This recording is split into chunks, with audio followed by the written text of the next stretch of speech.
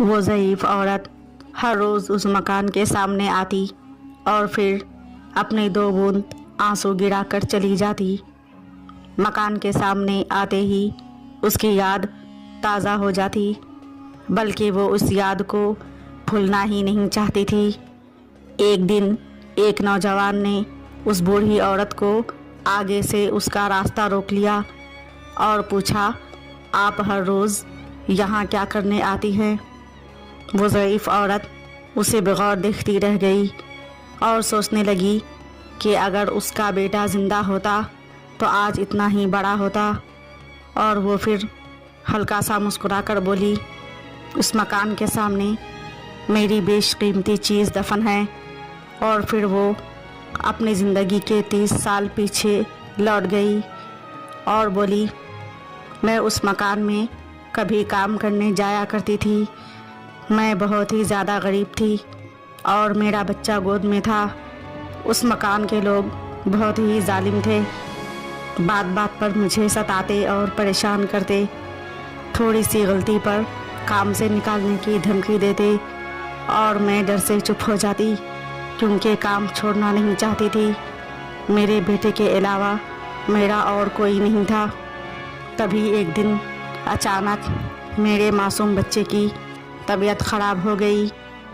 وہ بہت ہی زیادہ رو رہا تھا۔ میں روتی ہوئی ان لوگوں سے بولی، میرے بچے کا علاج کروا دیں، اس کے بدلے میں بنا کوئی معاوضہ لیے آپ کا کام کر دیا کروں گی۔ بدلے میں کوئی جواب دیے بنا ان لوگوں نے مجھے گھر سے اور کام سے بھی نکال دیا اور پڑوسیوں سے یہ کہہ دیا کہ یہ عورت چور ہے۔ اب کوئی بھی میری مدد کرنے کو تیار نہیں تھا۔ آدھی رات کے قریب تیز آندھی طوفان اور بارش میں اکیلی کہاں جاتی۔ اب میرا بیٹا مجھ سے دور جا چکا تھا، وہ بھی ہمیشہ کی نیند سو چکا تھا۔